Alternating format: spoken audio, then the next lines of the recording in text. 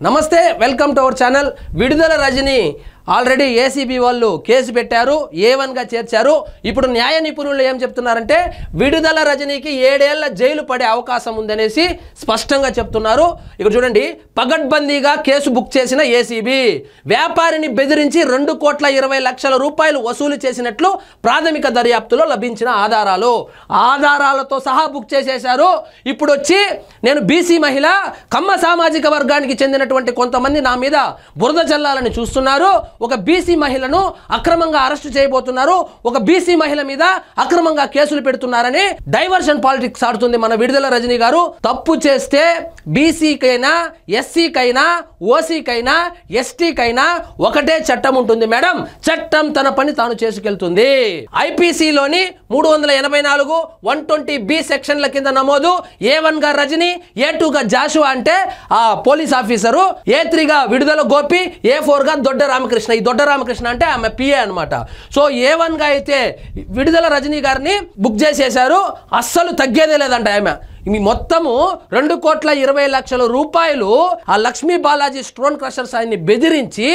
అత్యధికంగా ఫైన్లు వేసి ఆ ఫైన్ కడతావా చస్తావా లేకపోతే మాకు 6 కోట్ల రూపాయలు ఇస్తావనంటే అంత కట్టలేనమ్మా ఇప్పుడు కరోనా సమయంలో అదేవిధంగా ఇసుక కొరతతో మొత్తం కన్స్ట్రక్షన్ ఆగిపోయింది మా క్రషర్ బిజినెస్ అంతా మొత్తం ఆగిపోయింది కాబట్టి నేను 2,20,00,000 వరకు అయితే ఇచ్చుకోగలుగుతానని చెప్పి ఆ పిఏ ద్వారా ఈమెకి చేర్పిస్తే ఇప్పుడు మొత్తం ఆధారాలను అతను ఏసీబీకి అందిస్తే పక్కా ఆధారాలతో సహా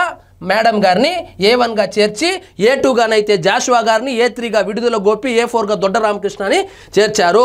so Lakshmi Balaji stone crusher యజమాని బెదిరింపులకు గురి చేసి 2,20,00,000 వసూలు చేశారంటూ మాజీ మంత్రి వైసీపీ నాయకురాలు విడుదల రజనీపై ఏసీబీ కేసు నమోదైన సంగతి తెలిసిందే ఈ నేపథ్యంలో ఆదివారం నాడు విడుదల రజనీ మీడియాతో మాట్లాడుతూ ఏం చెప్తోందంటే డైవర్షన్ పాలిటిక్స్ మొత్తము డైరెక్షన్ వచ్చి అదే నరసరావుపేట ఎంపీ గారు చేపిస్తున్నారని చిలకలూరిపేట ఎమ్మెల్యే ప్రత్తిపాటి పుల్లారావు ముందు నడిపిస్తున్నాడని చెప్పి డైవర్షన్ పాలిటిక్స్ అయితే నడుపుతా ఉంది సో ఒకవేళ నిజంగా నువ్వు 2,20,00,000 రూపాయలు తీసుకోకుండా ఉంటే ఆ స్టోన్ క్రషర్ మీద పరువు నష్టం దావా వేయొచ్చు కదా కోర్టుకు వెళ్ళొచ్చు కదా నాకు తెలియనే లేదు ఇంకోటి చెప్తుంది నేను అతన్ని చూడనే లేదు నేను అతనితో మాట్లాడలేదు నువ్వు చూడలేదు నువ్వు మాట్లాడలేదు జాషువా చూశాడు విడుదల గోపి చూశారు రామకృష్ణ మాట్లాడాడు డబ్బులు కూడా వసూలు చేసుకుని వచ్చి పంపకాలు కూడా చేశాడు నేను చూడలే నేను తీసుకోలే అంటే అల్టిమేట్ గా డబ్బులు ఎవరికి చేరింది అనేది ఎవరు చేయిస్తున్నారని ఎవరు వెనుక నుండి ఈ వ్యవహారాన్ని నడిపించారనేది ముఖ్యం మేడం గారు విడుదల రజనీకి 7 ఏళ్ల జైలు మాజీ మంత్రి వైసీపీ నేత విడుదల రజనీకి షాక్ తగిలింది వైసీపీ ప్రభుత్వ హయాంలో పల్నాడులో ఎడ్లపాడులోని శ్రీ లక్ష్మీ బాలాజీ స్టోన్ క్రషర్ యజమాని బెదిరించి 2,20,00,000 రూపాయలు అక్రమంగా వసూలు చేశారనే అభియోగంపై ఆమె పైన సెక్షన్లు ఏమేమి పెట్టారంటే 384 120B 173 176 కింద 4 పైన అభియోగాలు నమోదు చేసింది సో ఈ సెక్షన్లు ఏవైతే ఉన్నాయో వీటి పరంగా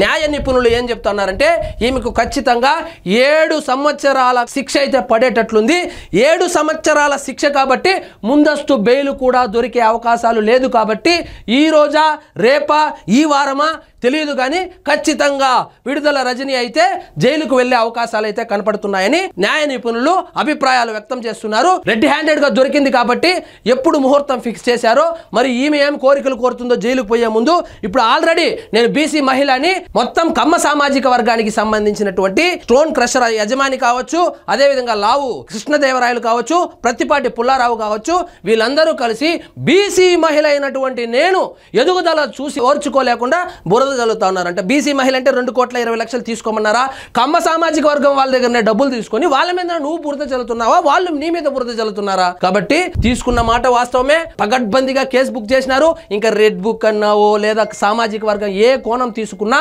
చట్టం తన పని తాను చేసుకెళ్తుంది పక్క మీరైతే బుక్ అయినారు మేడం కాబట్టి రోజులు లెక్క పెట్టుకోండి ఇంకా ఇదండి ఈ రోజు మన టాపిక్ మీకు ఈ వీడియో నచ్చినట్లయితే లైక్ చేయండి షేర్ చేయండి ఛానల్ మాత్రం సబ్స్క్రైబ్ చేసుకోవడం మర్చిపోవద్దు